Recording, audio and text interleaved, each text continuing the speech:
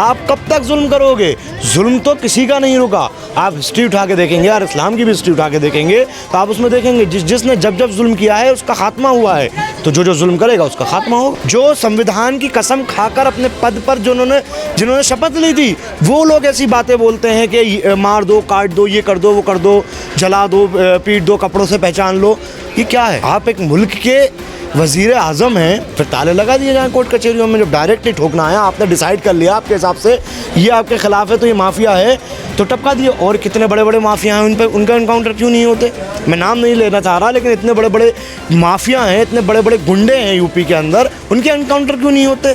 सिर्फ एक धर्म विशेष के एनकाउंटर क्यों होते हैं? कोई तारीख करने जा रहा है, उस रास्ते में ठोक दिया जा रहा है। पुलिस के हाथों में लोग सेफ नहीं है, लोग सुरक्षित नहीं है, तो खुद सवालिया निशान। जो पुलिस बचाने के लिए होती है उसके सामने मार दिया जा रहा है। अब जो नेता हैं वो मंच से बोलते हैं, ऐसी ऐसी चीज़ें बोलते हैं कि मैं शायद अगर बोल दूं तो मुझ पर मुकदमा हो जाए, लेकिन उन पर कुछ नहीं होता। अगर अभी भी मुल्क के लोगों ने ये हिंदू मुस्लिम से ऊपर उठकर नहीं सोचा, अभी भी कम्युनल थिंकिंग से हटकर नहीं सोचा, तो मुल्क के हालात और बेकार हो सकते हैं और गए गुजरे हो सकते हैं।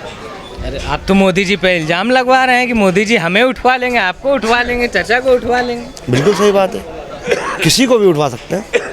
हाँ। उनके पास सारी पावर है, सारी चीज़ें उनके हाथ में हैं। कोर्ट से लेके कचहरी से लेके पुलिस से लेके सारी उनके अख्तियार में है, तो वो जो चाह रहे हैं कर रहे हैं। जो चाह रहे हैं सबको अपने उंगलियों पे नचा रहे हैं। बिल्कुल। सीबीआई है, ईडी है, जांच एजेंसियां हैं, एसटीएफ पे, ये तमाम कुछ नहीं कर रही हैं, मतलब अपना विवेक खो चुकी हैं। आप देख लीजिए, जिसने आवाज़ उठाने की कोशिश की है उसके घर पे या तो सीबीआई पहुंच गई या ईडी पहुंच गई। लेटेस्ट आप देख लीजिए सत्यपाल मलिक को उन्होंने उसके पुलवामा अटैक की पोल पट्टी खोल के रखी, 2 दिन बाद उनके घर पे सीबीआई पहुंची कि नहीं पहुंची?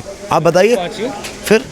तो इसमें कोई सवाल बनता ही नहीं है। आप जो ये सवाल कर रहे हैं, अब आपको ये सवाल, तो मीडिया से गुजारिश करूंगा कि ये सवाल करने की गुंजाइश ही नहीं है कि आप जाके ये सवाल करें कि बीजेपी अगर नहीं, आप सवाल ये करिए कि बीजेपी को लोग रोकना चाहते हैं या नहीं चाहते हैं।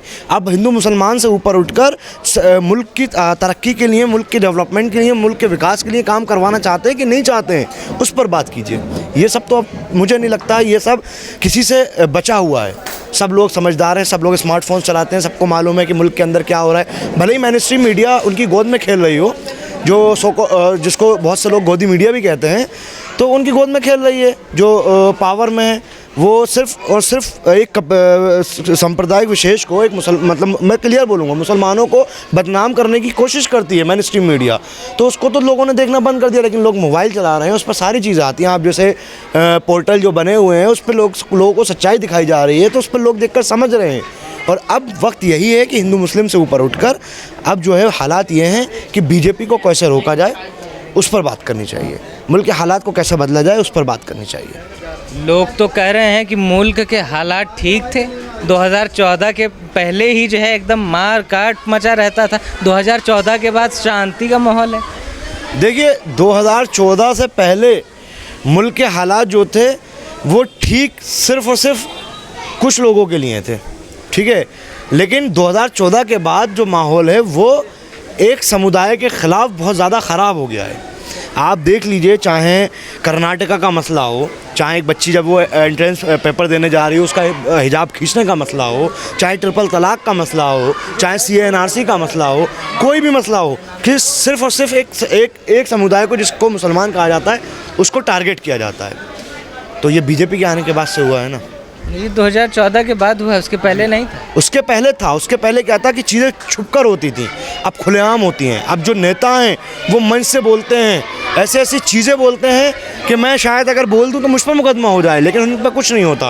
वो जनता मंतर से खड़े होकर बोलते हैं, वो तमाम जगहों से खड़े होकर बोलते हैं। जो सांसद और विधायक हैं, जो एक सम्मानित पद पर हैं, जो संविधान की कसम खाकर अपने पद पर जिन्होंने शपथ ली थी, वो लोग ऐसी बातें बोलते हैं कि मार दो, काट दो, ये कर दो, वो कर दो, जला दो, पीट दो, कपड़ों से पहचान लो।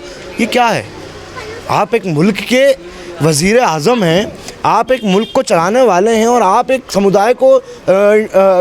समुदाय के सामने खड़े होकर तकरीर कर रहे हैं, स्पीच दे रहे हैं, उसमें आप बोल रहे हैं कि आप कपड़ों से पहचान लेंगे।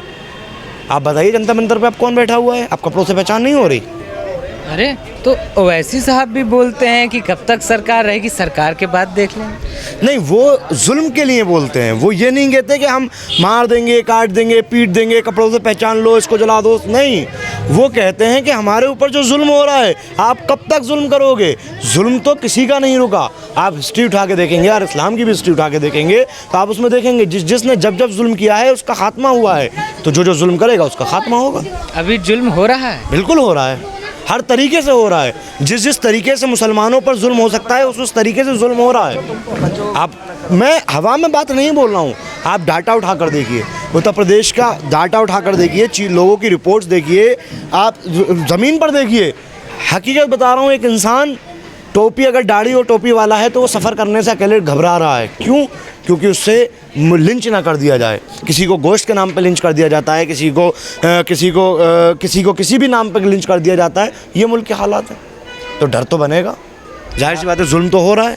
आप डर की बात कर रहे हैं, लेकिन यूपी में जहां हम खड़े हैं वहां तो सुशासन की सरकार है। योगी ने कहा कि माफिया राज, माफिया को मिट्टी में मिला देंगे, है कि नहीं?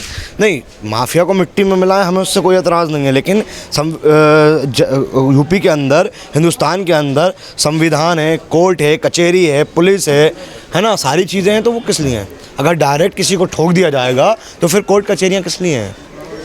बताइए, इस बात का मुझे जवाब दीजिए। फिर ताले लगा दिए जाएँ कोर्ट कचहरियों में। जब डायरेक्ट ही ठोकना है, आपने डिसाइड कर लिया आपके हिसाब से ये आपके ख़िलाफ़ है तो ये माफिया है, तो टपका दिए। और कितने बड़े बड़े माफिया हैं, उन पर उनका एनकाउंटर क्यों नहीं होते? मैं नाम नहीं लेना चाह रहा, लेकिन इतने बड़े बड़े माफिया हैं, इतने बड़े बड़े गुंडे हैं यूपी के अंदर, उनके एनकाउंटर क्यों नहीं होते? सिर्फ एक धर्म विशेष के एनकाउंटर क्यों होते हैं? बताइए, इस बात का जवाब दीजिए। और भी एनकाउंटर में मेरठ से भी एक चले गए। मैं बताने की वही कोशिश कर रहा हूँ ना कि अगर एनकाउंटर जो है वो इंसाफ नहीं है, एनकाउंटर कर देना इंसाफ नहीं है। इंसाफ प्रॉपर होना चाहिए। लोगों का कोर्ट पर भरोसा बना रहे, लोगों का सिस्टम पर भरोसा बना रहे। इसलिए सिस्टम होना बहुत ज़रूरी है। अगर आप डायरेक्ट ठोक देंगे तो लोगों के दिलों में दहशत बैठ जाएगी, लोग घरों से निकलने में घबराएंगे। तो इस तरीके का माहौल चाहिए आपको, या एक सिस्टम वाला माहौल चाहिए? हम तो संविधान पर भरोसा करते हैं। हमारा कायद जो बैरिस्टर असदुद्दीन ओवैसी साहब हैं, वो खुद कहते हैं कि संविधान से मुल्क चलता है और संविधान को मानते हैं। हम तो संविधान को मानते हैं, हम तो खुद कहते हैं कि हमें संविधान पे भरोसा है। आप संविधान से तो चलाइए। आप कोर्ट कचहरी की जो भी विक्टिम है उसको पहले उसका ट्रायल कराइए, जज के सामने पेश कराइए, जज जो भी सज़ा दे। हम तो कह रहे हैं अगर ऐसा क्रिमिनल है तो उसे फांसी की सज़ा दे, जल्द से जल्द दे। लेकिन गोली मार देना, ये सिस्टम पे कहीं ना कहीं सवालिया निशान है। अच्छा, ये हटाइए, सहिष्णुता पर क्या स्टैंड है आपका?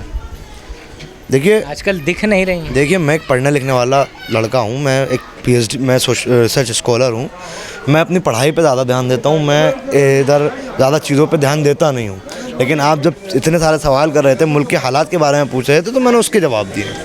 बाकी कौन क्या कर रहा है, क्या नहीं कर रहा, कौन कल्प्रिट है, कौन नहीं है, कौन मुजरिम है, कौन नहीं है, ये सब जो काम है ये मीडिया का भी नहीं है, ये कोर्ट का काम है। कोर्ट उसे गलत साबित करेगी तो गलत है, और अगर निर्दोष साबित करेगी तो निर्दोष है। कोर्ट तो ऑर्डर देती है, लेकिन रास्ते में घटना घट जाती है। कोर्ट ने कौन सा ऑर्डर? कोर्ट ने ये ऑर्डर नहीं दिया कि मार दो। कोर्ट ऑर्डर देती है कि लाओ ले जाओ, लेकिन रास्ते में घटना घट जाती है। वही मैं कहना चाह रहा हूँ ना, कोर्ट के ही ऑर्डर नहीं माने जा रहे। कोर्ट नहीं कह रही कि आप ले जाके ठोक दो की पॉलिसी किसने स्टार्ट की? सबको मालूम है। सदन के अंदर खड़े होकर किसने कहा ठोक दो? किसने कहा अपनी स्पीच में ठोक दो? तो ठोक दो की पॉलिसी नहीं चलनी चाहिए।